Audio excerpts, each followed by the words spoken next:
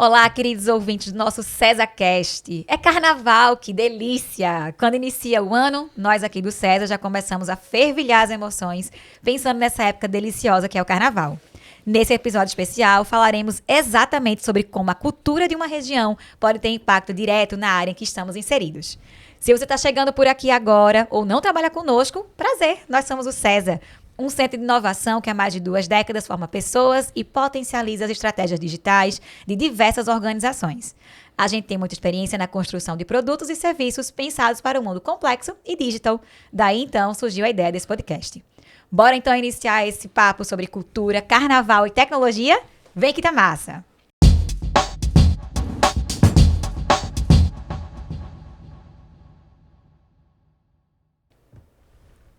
Sejam muito bem-vindos, pessoal. Reagi, coloquei meu melhor cropped de paetê roxo brilhoso para receber vocês aqui hoje. Mabuse, que é Senior Staff Designer no Cesa e professor na Cesa School. E Silvio Meira, que é cofundador do Cesa e professor extraordinário aqui da Cesa School também. Bem-vindos, pessoal. Como é que vocês estão aqui nesse episódio, essa emoção? Tá falando sobre carnaval. Rapaz... Eu estou falando sobre carnaval já faz uma pá de tempo, porque virou o ano, aliás, até antes, né, Mabuse? Antes de virar o ano já é carnaval, e o ano só vira de vez depois do carnaval. Só inicia, então, né, depois do carnaval. Não tem jeito. Então, essa época de carnaval é uma época mágica, fantástica, onde a gente constrói imaginários totalmente diferentes do dia a dia, e onde a gente deveria cada vez mais ter outras versões de nós mesmos nos maracatus, nos blocos, nas escolas de samba e na vida. Porque a vida no carnaval é diferente da vida normal. Que delícia! E considerando, inclusive, que assim, cada carnaval é completamente... Cada carnaval é histórico para cada um, principalmente se você é daqui. Agora, esse em especial é o carnaval depois de 2 anos sem carnaval, né? Estamos sedentos, né? Isso é, assim, eu acho que quem não é especificamente do Recife, aí falando no nosso caso, não consegue entender. Isso é uma coisa que é muito diferente, por exemplo, você não está no Recife e você não brinca carnaval, é uma coisa, né?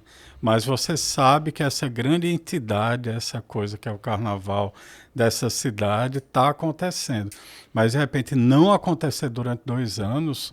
foi uma coisa inacreditável. Criou, na realidade, uma espécie de um fosso na nossa alma, né? Eu me lembro que na época do carnaval de 2021, que não houve, né? Que foi o primeiro carnaval depois que a pandemia começou, eu acordei, era sábado do Galo, e eu comecei a chorar. Eu comecei a chorar porque não tinha carnaval. Aí eu me emociono até hoje. É emocionante demais, né? E o Cesa tem pessoas espalhadas em diversas regiões e muitas delas, quando conversam conosco daqui da região de Recife, sempre perguntam isso, né? Mas é uma brincadeira? É só mais uma festa? Não é uma festa, é algo que envolve literalmente gerações. Eu estava aqui contando um pouco para a Silvia e para a Mabuse, né? Eu sou recifense, mas morei bastante tempo na Bahia e quando eu cheguei aqui eu me surpreendi, né? A primeira vez que eu vim numa sexta-feira de carnaval na Praça do Arsenal, aqui localizado no bairro do Recife, eu me emocionei, igual como o Silvio se emociona agora, porque eu vi o bloco, né, com um bloco de rua com milhares de pessoas e gerações, né? Eu vi crianças pequenas, adolescentes, adultos, senhoras, e isso me deixou, assim, encantada e arrepiada até hoje, inclusive, eu me arrepio muito, né, porque é muito importante isso mesmo. Isso é uma coisa, quer dizer, o carnaval não é uma festa pura e simples. Claro que festas são parte da cultura. Mabuse entende muito mais disso estruturalmente do que eu entendo. Mas o carnaval, Mabuse se referiu ao carnaval como uma entidade, né, que captura as imaginações da gente. Mas o carnaval é uma combinação de época de ano, com espaço de expressão cultural, com um movimento lírico, artístico, cultural, familiar, um movimento de expressão das pessoas, tudo ao mesmo tempo. O carnaval do Recife é muito diferente dos outros carnavais do Brasil inteiro, talvez até do mundo, porque é um carnaval família, né? Eu vou pro carnaval com meus filhos e netos. São 3 gerações brincando carnaval. E de repente eu estou lá e estão meus netos no mesmo bloco que eu estou. Isso não é normal, assim, nos carnavais brasileiros, né? E você tem histórias, quer dizer, a gente tem uma história aqui no César de ter fundado um bloco há tanto tempo, a gente vai falar disso daqui a pouco, mas eu saio tocando no Maracatu, que foi fundado há mais de 25 anos, que eu ajudei a fundar, né? E isso tem... Uma parte da minha alma está ali. Todo ano a gente ensaia, se prepara, cria fantasias, ensaia para fazer o desfile, né? Ensaia o batuque e tal. E a gente sai 4 dias no carnaval, naquela festa ambulante, né? Que captura a imaginação de muito mais gente. É uma coisa assim que não tem psicanálise que substitui. E eu acho que tem um diálogo muito forte com vários pontos do que a gente está tratando aqui em relação a tecnologias, principalmente tecnologias sociais, se a gente for pensar, porque tem essa relação entre as várias idades que são coetâneas, né? Não são bem contemporâneas, assim, estão lá ao mesmo tempo, mas também tem algumas coisas que acontecem. Por exemplo, tem algumas subversões de padrões sociais, assim. Eu lembro, por exemplo, um colega meu que era... Eu não me lembro se ele era de São Paulo, sei lá, que ele achou estranhíssimo chegar aqui numa festa popular, pública, na rua, e na televisão apareceu o cara da PM dizendo, olha, a gente indica para ninguém levar documento... Todo mundo deixa documento em casa, sei lá o que. Aí parece uma inversão de várias coisas que você ouve em outros momentos da vida. Assim, não, você tem que andar com documento. Tem outras coisas que tornam esse momento singular e que, em grande medida, a gente viu uma recuperação disso nesse momento do Mangue, a partir final dos anos 80 e início dos anos 90, que é essa capacidade enorme desse Carnaval do Recife de ser multicultural mesmo, né?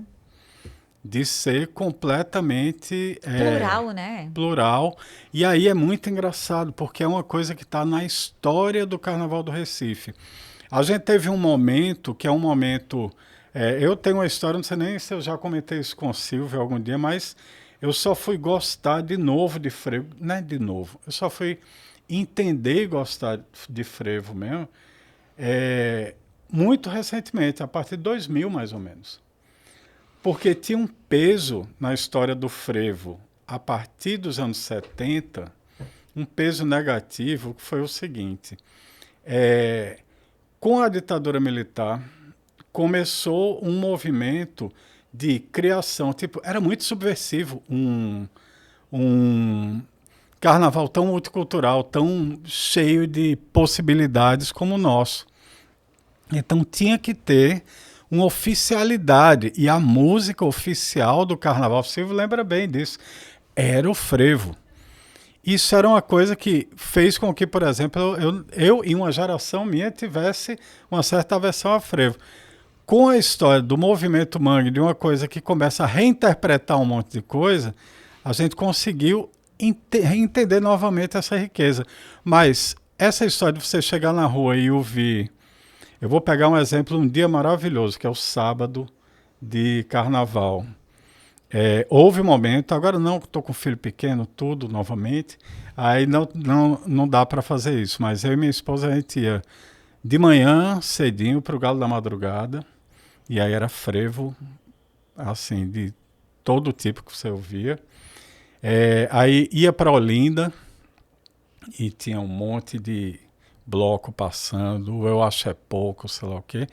E aí voltava de noite para o Hack Beat, que era um festival que você estava ouvindo música cubana, terminava com hip hop, olha aí, né? misturado... Da Lituânia, com dança de flamenco no meio.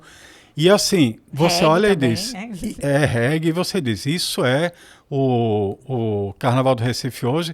Na verdade, se você volta para o início do século XX, quando foi criado o frevo, você tinha polca tocada na rua. Polca, mazurca, samba. samba. Então isso é uma coisa que é uma característica nossa. É incrível, né? E o César, né, como vocês falaram, tá dentro dessa conexão, especialmente por ter também, né, influência aí do movimento mangue, mas também por estar geolocalizado, né, aqui no Recife Antigo, onde a gente tem outros instrumentos culturais, como o Passo do Frevo, o Caju Sertão. E para vocês, qual é a importância de estarmos localizados aqui enquanto empresa, né, enquanto organização, e como é que essa cultura influencia diretamente na região, né, especialmente em épocas festivas como essa? Veja, o César veio aqui para o Porto Digital, né, para a ilha do Recife. O Recife é uma das únicas cidades brasileiras, e talvez do mundo, que tem um bairro com o nome da cidade. O Recife tem um bairro no centro chamado o Bairro do Recife. E aqui é onde está o Porto Digital. A gente veio para cá como uma das primeiras organizações do Porto Digital, em 2000, quando o Porto Digital foi fundado. O Mabuse já estava no César nessa época. E a gente está aqui, obviamente, né, se viemos em 2000, estamos aqui há 23 anos. Então a gente veio para dentro do carnaval. Só que há 23 anos, o carnaval do próprio bairro do Recife era um fragmento do que ele é hoje, né? A gente saía no carnaval aqui, tinha lugar para estacionar veículos, né? Engarrafamento, né? Para você ter uma ideia. Você tinha coisas, você conseguia chegar no Marco Zero.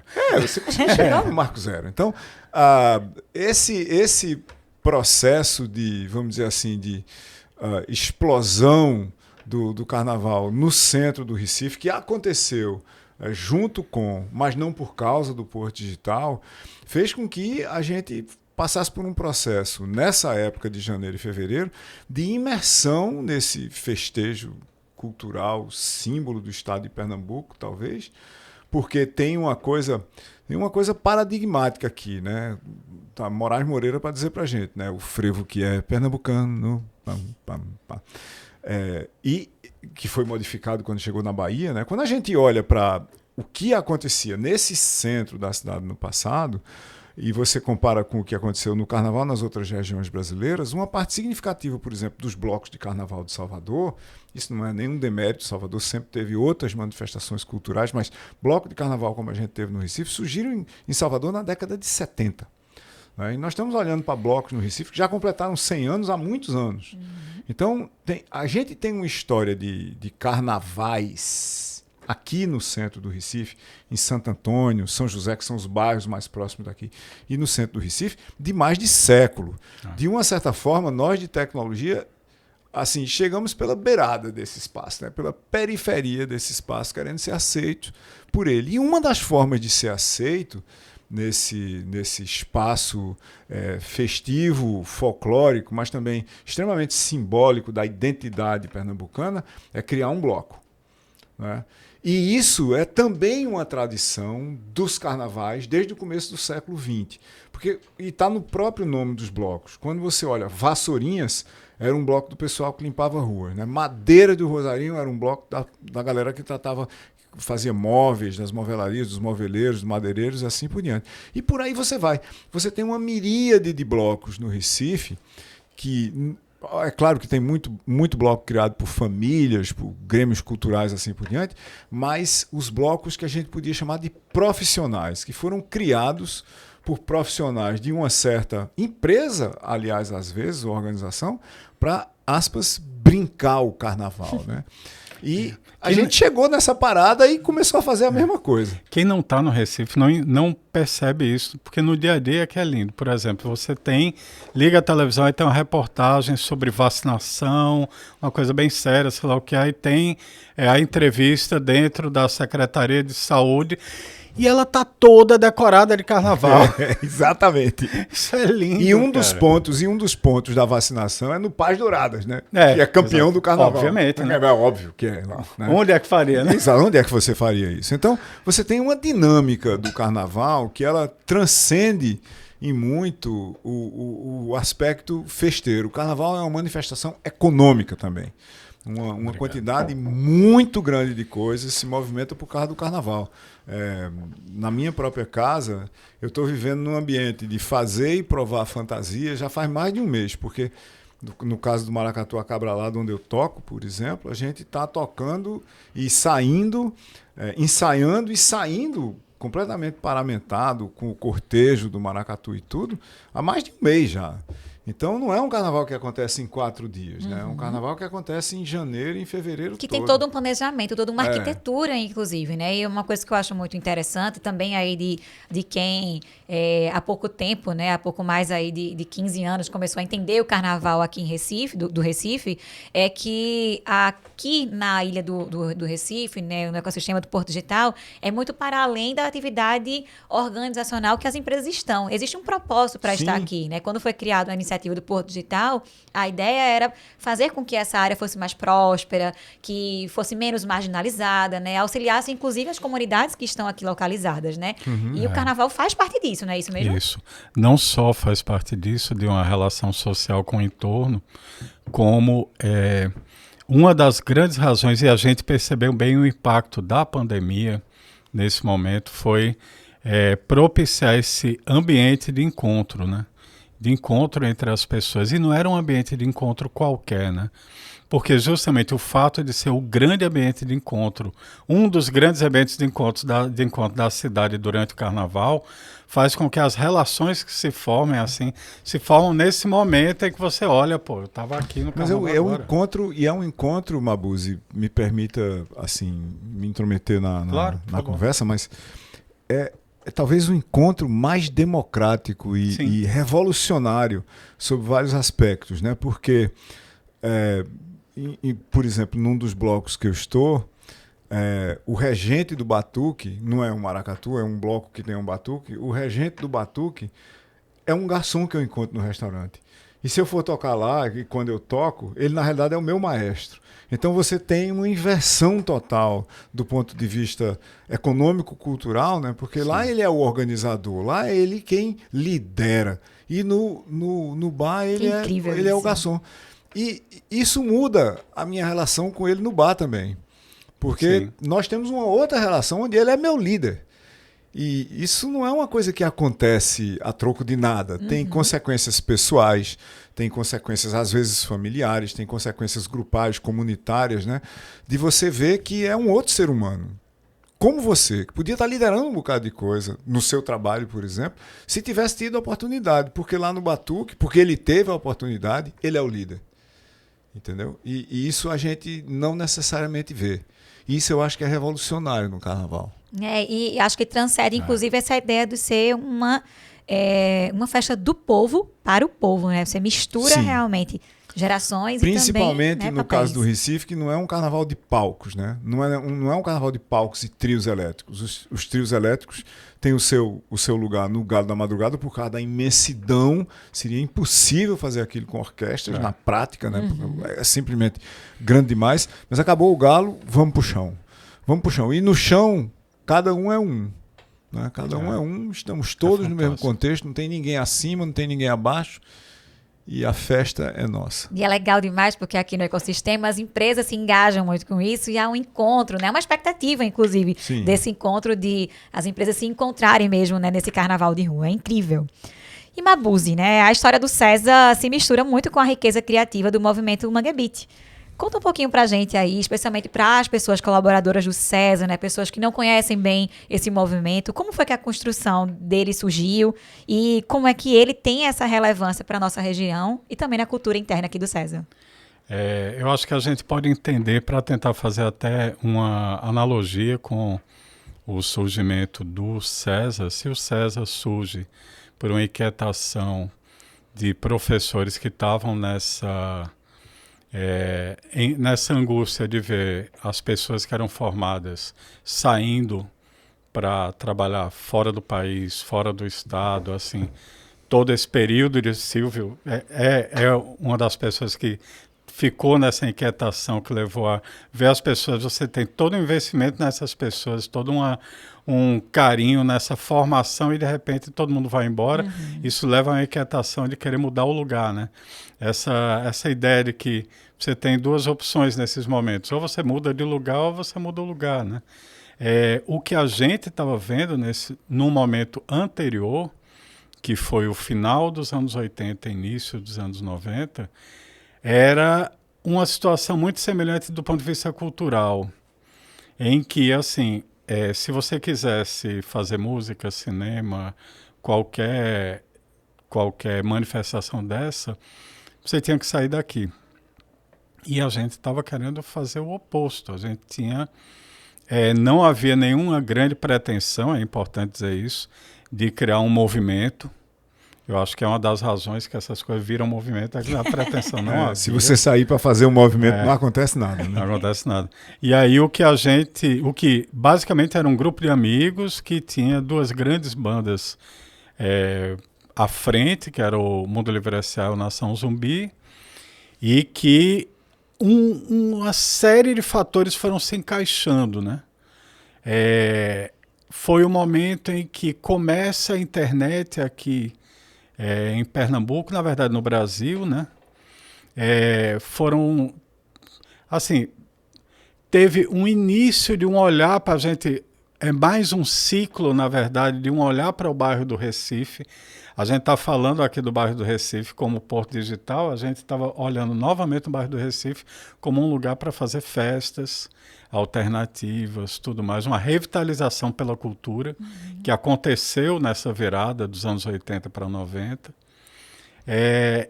E assim, eu acho, isso aí é uma coisa que a gente, em algum momento, eu acho que eu vi essa história de Silva. A essa altura, eu não sei nem se eu vi mesmo ou se já virou uma memória que eu tenho e que já virou verdade, entendeu? Essa relação entre olhar para a molecada que conseguiu mudar, uma molecada que não era tão molecada assim, né? Eu era o mais novo da história, mas o povo tem uns 30 anos por aí. A gente conseguiu mudar uma indústria muito pesada, que era a indústria discográfica, fonográfica, né? Não sei se a gente lembrar, até o final dos anos 80, na verdade, até o meio dos anos 90, o Brasil ia até Salvador, né? De lá para cá, né? De lá para cá. Aqui não era parte. A bem da verdade, assim, o Brasil ia do Rio de Janeiro a Salvador, né? Também não ia lá para baixo, não ia para Porto Alegre. Não ia para lugar nenhum mais. Era ali. E aí a gente conseguiu mudar isso. E aí, se a gente tem coisas maravilhosas, tipo Dona Odete lá, tem Gabi Amarantos para cima, se a gente tem um monte de coisa maravilhosa que apareceu para baixo também, de Defala, sei lá o quê, foi por essa explosão que a história do Mangue contribuiu a criar, né? Nesse diálogo. E aí, talvez o mais interessante de pensar em um diálogo de cultura com tecnologia é entender que a música, a gente trouxe uma tecnologia muito sofisticada e ancestral para a história, que é a alfaia, né? Isso. A alfaia é uma das tecnologias musicais mais sofisticadas que tem, assim. Porque tanto é que o primeiro disco do Nação Zumbi, ele teve uma dificuldade enorme de ser gravado. Porque a alfaia tem essa característica ele tem um som muito alto, tem um ataque muito alto, agora ao mesmo tempo muito grave. Para quem está no Recife, nesse período, você ouve um batuque que esteja usando alfaia, você ouve com 3 quarteirões de distância. Só para os não iniciados, uma alfaia clássica é um tambor de pele grossa, amarrado com cordas, feita num tronco cavado de carnaúba. Carnaúba, né? Carnaúba? Não. Macaúba. Macaúba ou Macaíba. Não é carnaúba. Carnaúba não aguentaria isso, porque o tronco não é nem... A Macaíba é uma palmeira bojuda, né? Quanto mais velha a palmeira, normalmente, mais o tronco é grosso, a parte do meio do tronco é grossa. Quando ela cai, você não pode derrubar ela para fazer isso. Quando ela cai, você escava a parte do meio, tira o miolo do tronco e faz um tambor que não tem um prego. Não pode ter uma alfaia clássica, não tem um prego. E isso é que dá esse som que Mabuse está dizendo, que parece uma explosão quando você ouve vibra, longe. né? Para as pessoas que não tiveram ainda a oportunidade, né? Vibra dentro, assim, né? A batida do seu coração, ela vai ritmando, inclusive, no próprio som, né? Que a alfaia faz, né? Incrível. Mário de Andrade tinha uma fala em um dos livros dele que ele narra que ele foi levado por Ascenso Ferreira para ver o maracatu, né? E quando começa a tocar o maracatu, ele diz que quase cai da calçada, assim, porque o impacto é muito grande. Muito grande, muito grande.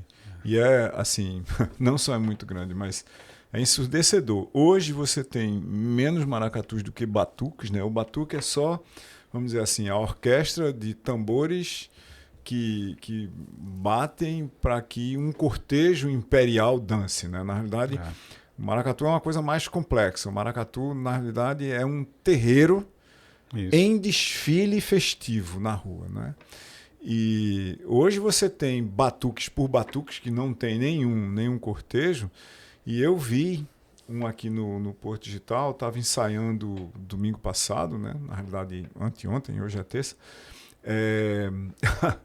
que tinha mais de 200 tambores. Nossa! Mas, rapaz, era um ruído. Pense no ruído. E assim, os maracatus mesmo, assim, a gente está falando, quando fala em ancestralidade, a gente está falando, por exemplo, de um maracatu que o César já apoiou fazendo o site deles. Eu tive a felicidade de participar naquele momento, que é o Leão Coroado. Leão né? Coroado. Que a gente está falando de um maracatu de 1863, né? É o maracatu mais antigo do mundo, né? Aparentemente, ou não? Ou é o Estrela Brilhante de Itapsuma? Na verdade, a grande briga era com o elefante. Com o elefante, né? Com o elefante não, de Dona Santa. Dona né? Santa, Claro, é o Dona elefante. Santa, É o maracatu elefante, Tanto é que eles diziam que... Porque aí tem todas as histórias. Dona Santa, depois que morreu, acabou... Recolheu o maracatu, Recolheu, está no Museu do Nordeste. Mas se a gente ligar essa história com o movimento Mangue e o que aconteceu com tecnologia... e eu estava, nessa época, como, aspas, um dos garotos de 30, 35 anos do Centro de Informática, da UFPE, e a gente tinha um desafio monumental lá, porque essa época, entre 1985 e 1995, pelo menos, foi talvez a pior época do Recife, do ponto de vista de possibilidades e perspectivas, dos últimos, sei lá, 200 anos, talvez. Não teve nada igual. Tudo era um horror. Tudo estava caindo aos pedaços, terra arrasada. Você não tinha... Era impossível construir um imaginário. Pelo menos a gente não via um imaginário possível de ser construído. Professores da universidade se mudando para o exterior, uma coisa assim horrorosa. Mas eu sempre tive um lado musical. Eu sempre fui batuqueiro, percussionista, assim por diante. Aprendi a tocar saxofone e tal. E não sei exatamente por que passe de mágica, mas eu já conheci Mabuse dentro do movimento Mangue. Não foi através dele que eu conheci, muito provavelmente através dos meus alunos da universidade. Eu comecei a rodar pela periferia do Recife, né? Aí ver shows em Candeias, em Maria Farinha. Eu cheguei a ver o que veio a ser o Nação Zumbi tocando para algumas poucas pessoas, e isso com Chico Sainz lá, né? Tinha, sei lá, 30, 40 pessoas. Eu vi micro shows do Nação Zumbi. E na época do Chico, né? E aí tava esse povo desafiando um monstro, né? Mabuse falou da indústria fonográfica global, né? E as suas filiais brasileiras, porque a gente já tinha deixado de ter indústria fonográfica brasileira, né? De capital brasileiro. E isso criava uma possibilidade, que era o seguinte: se essa galera periférica da música, ali periférica da música total, porque eles tocavam uma música que você não identificava o padrão em relação à música global, nada do que estava sendo feito. Era completamente original, era totalmente periférica, era geograficamente periférica, e do ponto de vista do mainstream da música, aí era periférico mesmo. E a gente começou a refletir sobre essa história. Se esse povo pode, e eles estão aqui, numa situação que tem menos recursos do que nós que estamos na universidade, porque nós não podemos também. Isso levou a uma transformação, primeiro no que veio a ser o Centro de Informática, na época era o Departamento de Informática da universidade, e foi uma das coisas que levou à Fundação do César. A Fundação do César aconteceu um ano depois, marcando no meu tempo aqui pessoal, de eu me tornar professor titular da universidade. E essa para mim foi uma cerimônia assim, muito marcante, porque Da Lama ao Caos já tinha sido lançado. Minha posse como professor titular foi em 95. E uma posse de professor titular naquela época, nós estamos falando há 30 anos basicamente, era com orquestra de câmara da universidade, era uma coisa assim do século XVI. E como eu tinha se lançado Chadama ao Caos e esse negócio tocava dentro do meu carro e da minha casa até furar o CD, que é a mídia da época, né? Júlio Glaser, que trabalha no César aqui até hoje, Júlio conseguiu 2 caixas de som que no tamanho dessa sala desse podcast, cada caixa. Botou um auditório do centro para minha posse, né? E aí eu encomendei uma vestimenta chamada uma capa beca armório acadêmica contábil. É um negócio, assim, uma mistura de grego com armorial, com azul. E eu entrei na minha posse lá no comitê de posse com o CD, né, não a Nação Zumbi, tocando, obviamente, dando mau caos. E saí com computadores fazem arte. E isso era parte do espírito do Centro de Informática naquela época. Quer dizer, ali eu estava dizendo o seguinte, a gente também faz parte desse movimento aí. A gente está construindo uma coisa aqui junto com esse povo todo. Então, a gente estava em todas as festas, a gente estava em todos os shows, nos abriu para o rock daquela época, que eram absolutamente feéricos, né? E isso saiu sendo um movimento que, a alguma hora, disse, não, peraí, a gente pode fazer uma coisa maior. Essa coisa maior é o César, que foi fundado em 96, né? E foi fundado para dominar o mundo, né? Quer dizer, se a música está aqui misturada nas parabólicas e reemitida de volta para o planeta, tinha um papel de mudar o mundo, nós queríamos fazer isso também. Então, a primeira logomarca do César, isso é antes de Mapus chegar aqui no César, tinha as letras C-E-S-A-R, essa era a logomarca. Cada um for diferente, com as cores olímpicas, uma em cada letra, porque são 5 arcos, né? Aí a gente diz, vamos dominar todos os continentes. Aí pintou uma com cada cor, na nossa ingenuidade, e vamos para o mundo. Então a ideia do César mesmo, da gente fazer alguma coisa revolucionária aqui, veja, a primeira ideia do César, a gente não tinha nada, só tinha a ideia e o conceito do que iria ser o Instituto de Inovação. E a primeira coisa que a gente saiu dizendo para todo mundo com quem a gente conversava para fazer alguma coisa conosco aqui no César é o seguinte, o César só está interessado em problemas que ainda não têm solução. Não queremos fazer nada que a gente mesmo sabe fazer, que é para criar uma oportunidade da gente fazer o que não sabe e atrair pessoas que querem resolver problemas não resolvidos. Esse era um nível de ingenuidade, de arrogância e de impossibilidade que a gente estava trabalhando na época, que, de novo, é típico dos movimentos culturais. É você, sem saber o que estava fazendo, a ingenuidade, né? Você ter a arrogância de dizer que vai fazer o impossível. E foi assim que o César começou.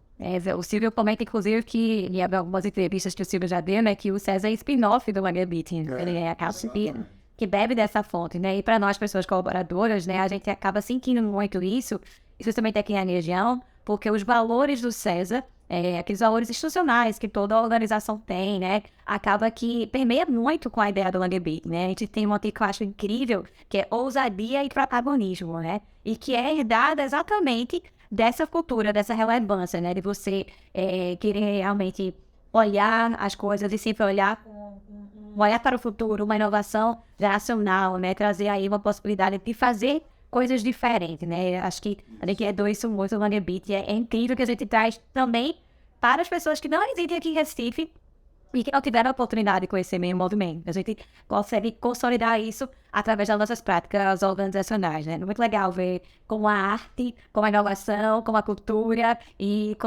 tudo isso conversa e pensa realmente nesse impacto, né? Incrível. E Silvio, né? Você escreveu já no seu currículo Lattes, né? A gente aqui, nosso amigo ouvinte sabe, né? Eu sou da área de recursos humanos, né? O capital humano aqui no César. E aí eu olhei o currículo de Silvio, né? Antes de me preparar para a nossa conversa, e eu vi que você se descreve como um percussionista que se diverte muito como pesquisador. Então, como é que é esse impacto que é a nossa cultura, né, pernambucana para a tua carreira? Bom, primeiro aí é uma história de... Eu acho que os pesquisadores, os professores, né? Eu sou PhD em computação e das antigas, né? Desde 1985. A gente se leva muito a sério. E eu sempre tive um problema com esse negócio de seriedade. Eu acho que para muita coisa, seriedade funciona, mas só se for uma coisa que é parcial e contínua, entendeu? Parcial e continuamente sério, com gaps de falta de seriedade. Para você se questionar, né? eu tenho um mero problema com certezas. Eu sempre fui o cientista da dúvida, porque eu acho que a ciência não é o departamento de certezas da humanidade, é o departamento da dúvida. A ciência tem que ser questionadora o tempo todo. Por definição, ela tem que ser revolucionária. Se a ciência fosse para preservar o status quo, a gente não tinha descoberto nem a lei da gravidade até agora, né? A gente continuava fazendo prédios, caindo dos jeitos mais estapafúrdios do mundo e a gente sem saber o que estava acontecendo. Então, a ciência é um ambiente de descoberta. A ciência é um ambiente de questionamento. Mas quando a ciência se estabelece no lugar, se monta o departamento de X, seja lá qual for o X do ponto de vista da ciência, ela passa a ser o departamento da verdade. Às vezes, da verdade dogmática e inquestionável. E, assim, eu sempre fui desorganizado demais para acreditar nisso. Então, quando apareceu esse negócio do Lattes aí, eu botei lá que eu era, na verdade, um perfeccionista que me divertia fazendo ciência, né? Fazendo pesquisa. Mas mais do que isso, uma hora aí, resolveram que iam botar no próprio Lattes também para você se identificar lá por raça, né? Qual é a sua raça como pesquisador? Branco, negro, índio, assim por diante. Aí eu digo, peraí, rapaz, isso não faz sentido, né? Se você sair, eu sou um ser humano. É assim que eu me considero. Então eu fui lá e fiz essa mudança e convenci algumas dezenas de alunos meus, que eu formei pesquisadores também, a gente se inscreveu lá como índio, que era autodeclaratório, tá? A gente se inscreveu como índio e de repente a gente no Centro de Informática da UFPE, a gente tinha o maior grupo de pesquisa de engenharia de software de origem indígena do mundo. Porque tem umas coisas que você não pode levar muito a sério também, entendeu? Que querem enquadrar você, botar você numa certa caixinha e fazer você funcionar dentro daquela caixa. Ciência não pode ser assim. Mas aí tem o meu outro lado, que é esse lado da alegria, do entretenimento, da diversão. Durante algum tempo, justamente nessa época que Recife estava muito ruim, eu fui percussionista na noite mesmo. Tipo assim, tocava em bares, ganhava dinheiro fazendo isso, entendeu? Eu gosto de fazer isso. Não faço mais hoje, porque eu não tenho tempo, só tenho tempo para maracatu, mas era muito legal, apesar de toda noite o público do bar dançando, pedir 8 vezes, pelo menos, para você tocar Saigon. Aí realmente não dá, né? Mas sempre teve essa faceta, assim, de não vamos levar esse negócio muito a sério. E foi exatamente por causa disso que a gente montou essa cultura do César, de ousadia, né? O slogan do Centro de Informática da UFPE era excelência com irreverência. Quer dizer, a gente vai tentar ser o melhor entre todos. Agora, a gente também não vai ser aquele pessoal de paletó e gravata e colete aqui, porque não é assim que a banda toca. E esse movimento apaixonado, a gente percebe que vai para além do César, né? Temos aqui alguns blocos bem importantes na região das empresas do Porto Digital, como o Porco Digital, os Neuróticos da Neurotech, Balança Pitangueira da Pitang e Quem Me Viu, Quem Me Vê da MV, entre outros que fazem parte aqui. E nós temos o nosso, que é o famoso Download, que completa seus 21 anos de idade esse ano. E é um momento de muita expectativa pra gente, que tá voltando para esse carnaval de rua, depois desse tempo de pandemia. E entre as pessoas colaboradoras do César, inclusive aquelas que não têm tanto aí o costume de se curtir tanto no carnaval, a gente tem a galera que se joga no Download.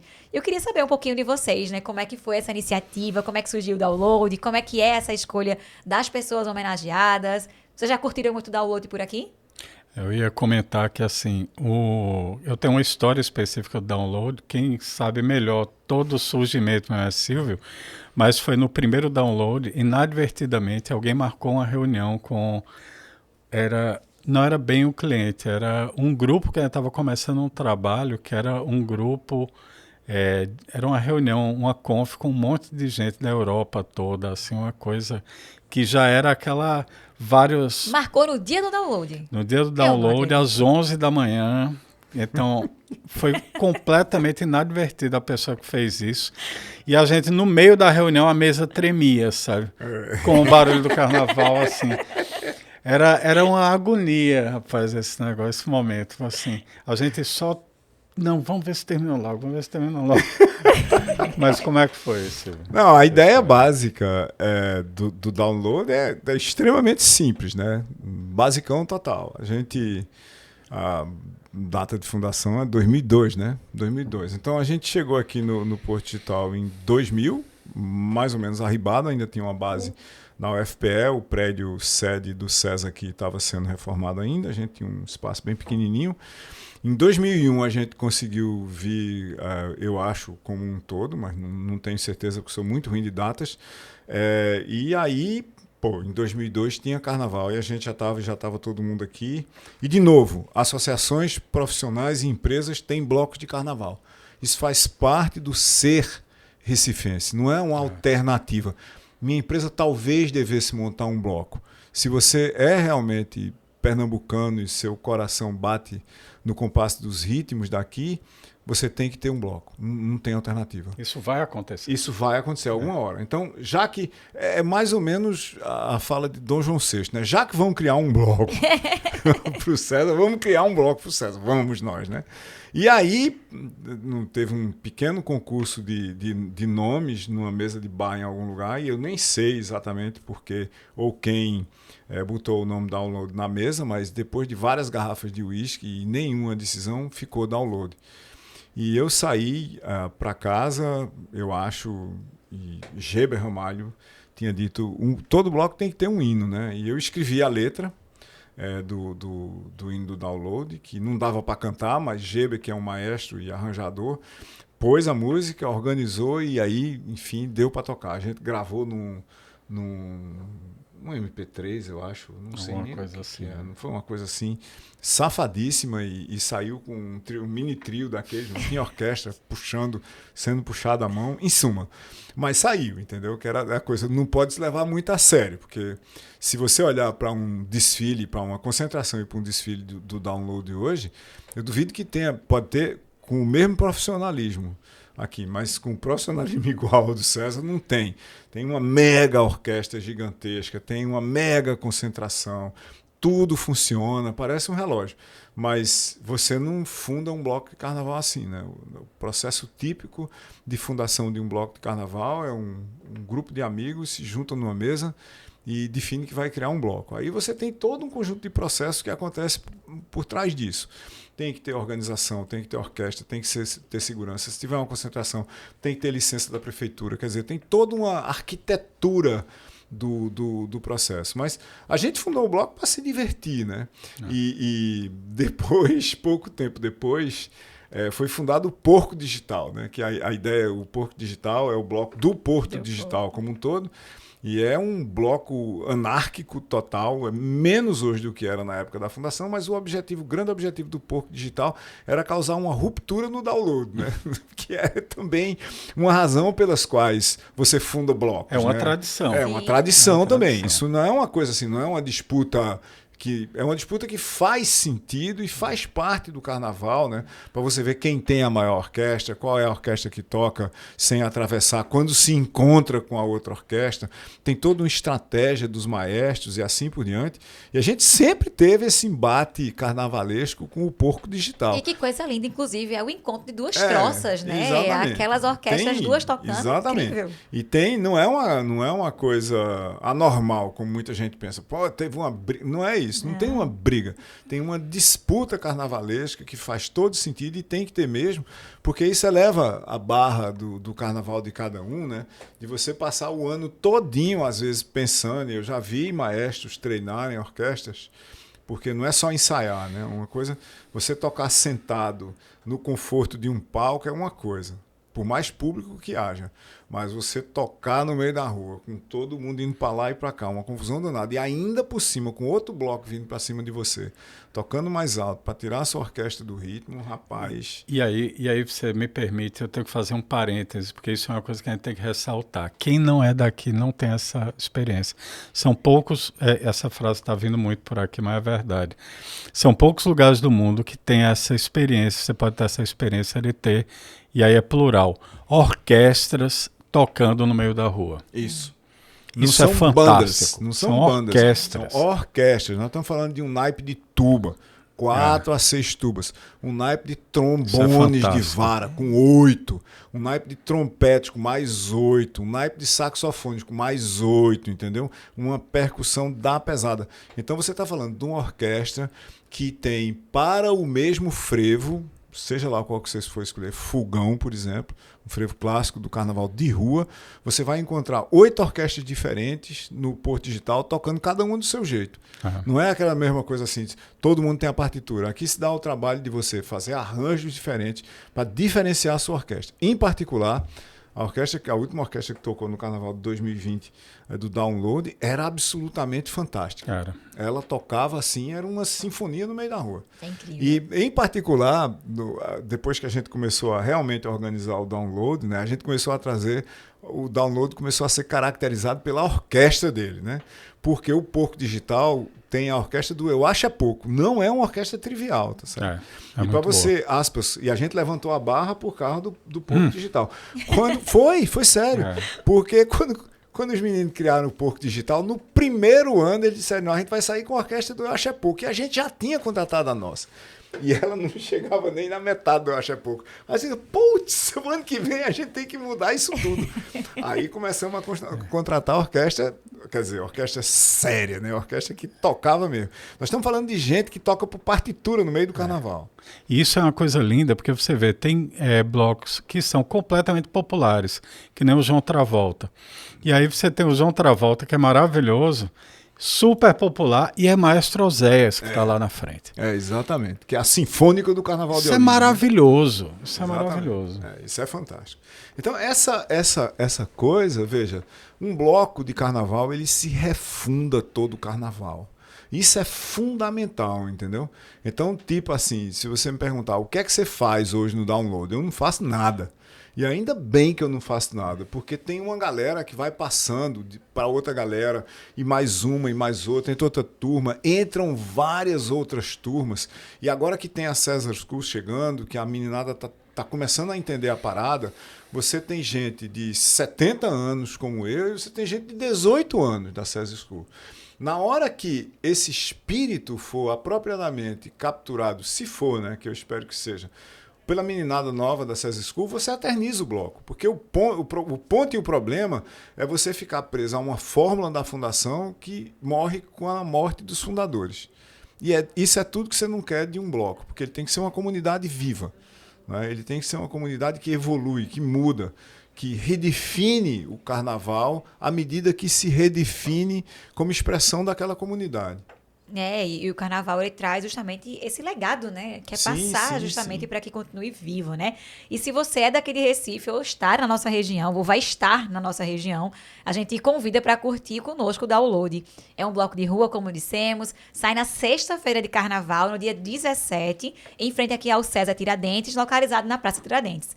A gente também informa que o bloco é aberto ao público. A gente está com uma venda já, inclusive, das camisas iniciadas. Você pode estar entrando em contato conosco aqui na sede do próprio César para adquirir aí essa camisa. Nesse primeiro lote, você já compra por R$35. Na programação do nosso bloco, a gente vai estar com a Clara Sobral, da banda Santa Clara, e o Arrastão do Frevo com o Botelho Orquestra. Então, já está aí já se preparando para esse grande dia, né? As atrações começam a partir das 2h30. O detalhe é que Clara é muito legal como cantora, eu conheço pessoalmente, e que Botelho, a orquestra de Botelho, também é muito boa. E eu acho que a gente devia dizer aqui que a maior parte o bloco é totalmente sem fins lucrativos, né? Não faz parte do business do César nem de ninguém. A maior parte do custo do bloco, quem banca é o César propriamente dito, e que a venda de camisas é só para complementar o nosso orçamento para fazer o bloco sair, como é absolutamente típico e normal de todas as empresas que botam um bloco na rua. Na sexta-feira de carnaval, porque o carnaval do Recife não começa no sábado, o César é frevo no bairro do Recife.